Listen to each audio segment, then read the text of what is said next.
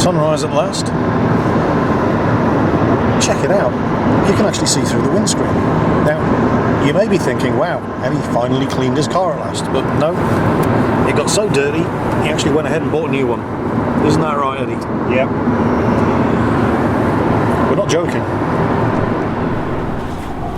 Howdy folks, and welcome to the Fleet Aeron Museum at Yeovilton with the mighty Jingles. Right, before we go any further, there's been some confusion in previous videos about exactly who these two gentlemen are. The gentleman on the left is Eddie, my faithful but incompetent camera minion.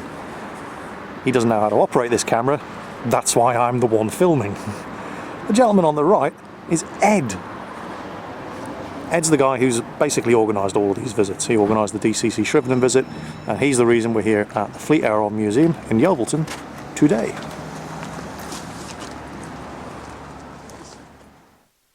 Right then, let's get this show on the road. So, the first thing that you see when you enter the museum is you come in via the gift shop and the ticket desk.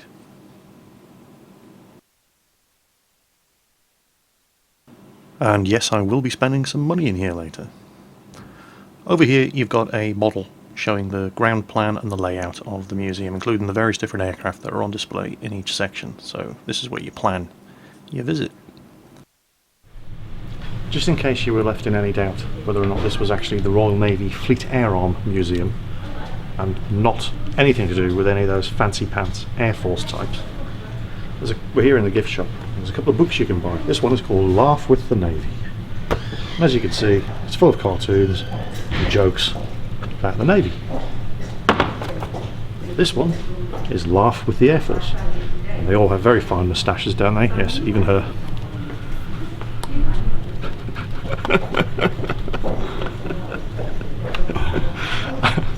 I bought one of these for the Air Force sergeant I work with at Royal Hospital Haslar as a Christmas present. She saw the funny side. Fantastic collection of books. So the first thing that you see when you come out of the gift shop is this area here, which is set up to demonstrate aerodynamics. They've got a bunch of aircraft models with working control surfaces set up in these little wind tunnels. And you can activate the wind tunnels and move the control surfaces, and it just shows you exactly how the rudders and the elevators and the ailerons and so on work. So this wind tunnel model explains how the elevators of an aircraft work. And there you can see you drop the elevator, wind tunnel, nose of the plane drops. See the control system down here. And obviously if we return the elevator to the resting position, like so, plane returns to level flight. And then if we raise the elevators, nose of the plane goes up. But enough messing around with toys. Let's go and see the real thing. Here we are in Hall 1, Falcon's War display and early flight. Believe it or not, this is something I actually had no idea. That is Buffalo Bill Cody, the famous buffalo hunter from the American Wild West.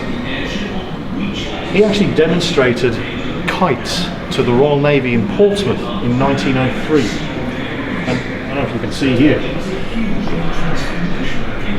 The idea was you would actually use these kites from warships in order to get observation, to be able to spot enemy ships further away, mines further away, and so on and so on. And it was actually Buffalo Bill Cody who sparked the Royal Navy's interest in flight. I had no idea. So, thanks America. This is a Short S-27 biplane built by the Shorts brothers of Belfast in Northern Ireland. And you may be thinking, what the hell is this doing in a Royal Navy display? Well, the Royal Navy was actually the primary user of this biplane. First flew in 1910. One of these was flown by Charles Rumney Sampson, who later became an Air Commodore and was one of the first 4 people selected for flight training by the Royal Navy. In 1912, he was the first person in the world to fly an aircraft off a moving ship. He launched one of these from a specially constructed ramp on the front of HMS Hibernia. Just to prove it wasn't a fluke, they transferred the ramp to HMS London, and then he did it again. On the 20th of June 1910, Cecil Grace set a British altitude record when he managed to get this thing up to the dizzying heights of 360 metres.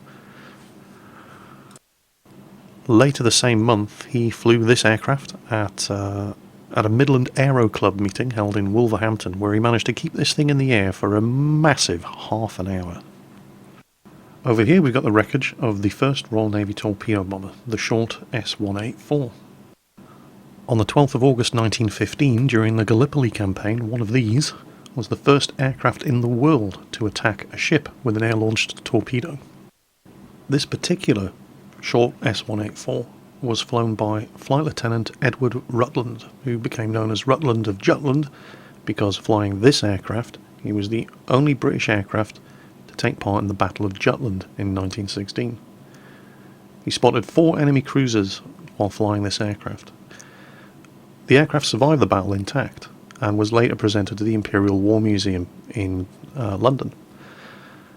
The reason it's in this condition is because it actually got bombed by the Germans during the Blitz, so it took them 20 years, but the Germans did eventually get it. On the 17th of August 1915, again during the Gallipoli campaign, one of these aircraft was forced down onto the water due to engine trouble, but the pilot spotted a Turkish tug, so he taxied up to it on the surface, released his torpedo, sank it, and without the weight of the torpedo, was then able to take off again. Over here we've got one of Ed's favourite aircraft, so he's going to talk us through this one. Ed, what's this? This is the Supermarine Walrus flying boat.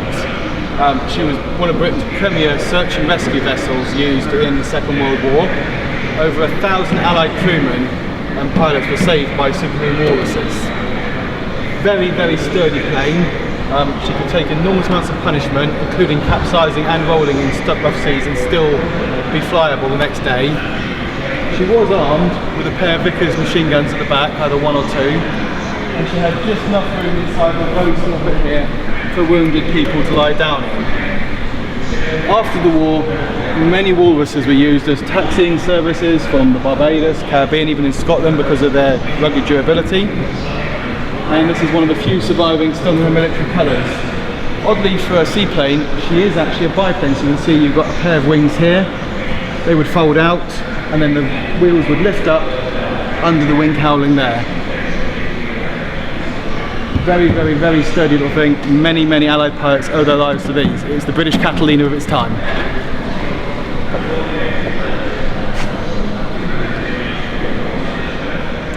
So, starting off, this is part of the Falklands display. This hall number 1 is dedicated to early aviation and aircraft that were used in the Falklands. Westland Seeking, still used by the Royal Navy today, obviously used during the Falklands conflict. This one is the actual Seeking that was flown in 1982 by His Royal Highness Prince Andrew. He was a helicopter pilot for the Royal Navy in the Falklands War. As you can see, it survived undamaged. But one of the jobs of the Seeking pilots down there in 1982 in the South Atlantic was to act as a missile decoy should the situation arise.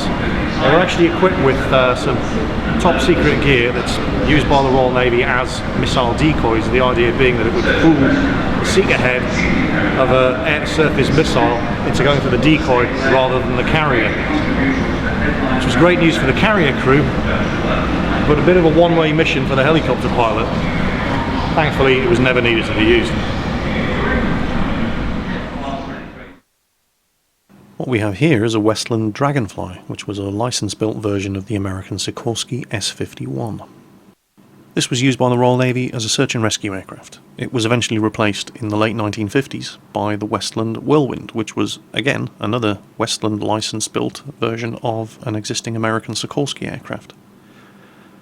By the time of the Falklands War, this thing was obviously no longer in frontline service, but this was the aircraft that helicopter pilots would train on prior to flying aircraft like the Seeking or the Westland Wessex. What we have here is an Augusta Westland A109.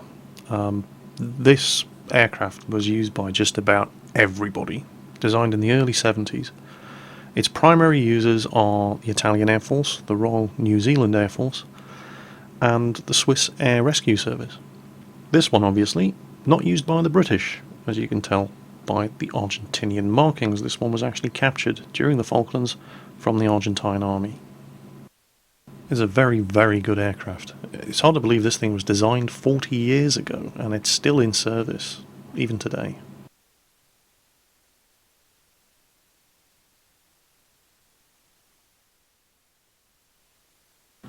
What we have here is the nameplate of the Rio Iguazu, which was an Argentine coastal vessel and used for transportation, pilot duties and coastal patrols. On the 22nd of May 1982, while carrying supplies including Picara aircraft spares from Port Stanley to Goose Green, she was attacked and damaged by 2 Sea Harriers of 800 Squadron. One of them was Sea Harrier XZ499, which you can see here. Easiest way to tell the difference between a Navy Harrier and an Army Harrier is, well, obviously apart from one's got Royal Navy painted on the side and is grey, is the bulbous nose cone on the Sea Harrier, which houses the Frequency Agile India Band Blue Fox radar. During air-to-air engagements in the Falklands, Sea Harriers shot down 20 Argentine aircraft without losing a single one in return, using this, the AIM-9L Sidewinder missile. The only Sea Harrier losses during the conflict were 2 shot down by ground fire, and a further 4 were lost due to either accidents or mechanical problems. Today the Sea Harrier has been retired from frontline service, although you can still see a couple of them in use at the Royal Naval School of Flight Deck Operations at Royal Naval Air Station Culdrose in Scotland. This is a Westland Wessex. It's another Westland license-built version of a Sikorsky design, this time the Sikorsky S-58. It was used in the search and rescue, anti-submarine and utility roles primarily by the Royal Navy, the Royal Air Force, the Royal Australian Navy and the Uruguayan Air Force. When it was used in the anti-submarine role, it was a great anti-submarine detection aircraft, but it didn't have the horsepower to carry the weapons that were also required for the role. So it was quite quickly superseded in service by yet another Westland variant of an American design, the Westland Seeking. This Wessex, as you can see, if you're wondering what all these little red circles are, those are markers painted on the airframe to indicate where this thing took shrapnel hits during the Falklands.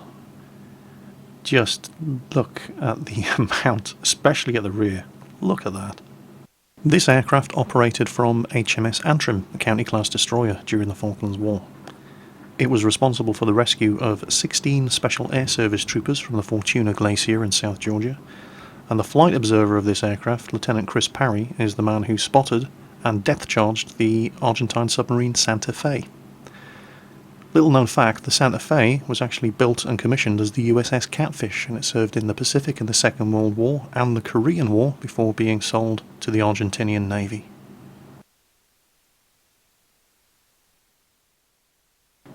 There's also a small display in this hall dedicated to Reginald Alexander John Warnford, who was a sub-lieutenant with the Royal Naval Air Service, flying with No. 1 Squadron in the First World War.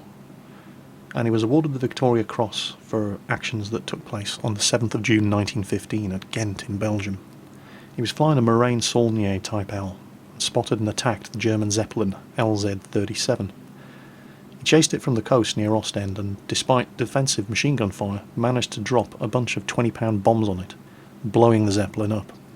The explosion flipped his plane over, damaged his engine, and he was forced to land behind enemy lines. Not being the type of chap to let something as trivial as a broken aircraft stop him, he spent 20 minutes repairing it, took off again, and flew back home. He was awarded the Victoria Cross for his actions that day. Well, that's it for the first video, of which there will be many more, of my visit to the Fleet Air Arm Museum at Royal Naval Air Station Yeovilton in Somerset. Bear in mind that all you've seen so far is the first and smallest of the 4 different display halls available at the museum. As well as that, we were allowed inside the restoration workshop to look at work being done to restore a Gloucester Gladiator biplane, and a close look at a Japanese Oka kamikaze aircraft. As if that wasn't enough, the museum staff very generously opened up the restoration hall to us, which is normally only available to the public on 1 day a year. Inside we were able to see the huge range of aircraft they have that they're constantly working on restoring, as well as a very, very special project, the Fairey Barracuda torpedo bomber, no examples of which exist in the world today. All of this coming up in future videos. Obviously the museum isn't going to turn down any offers of financial assistance with help restoring the ferry Barracuda, and if you'd like to give a donation, no matter how small, details in the video description below. But we'll actually see some of the work that they're doing on the ferry Barracuda restoration project, again, coming up in a future video. As always folks, take care out there, and I'll catch you next time.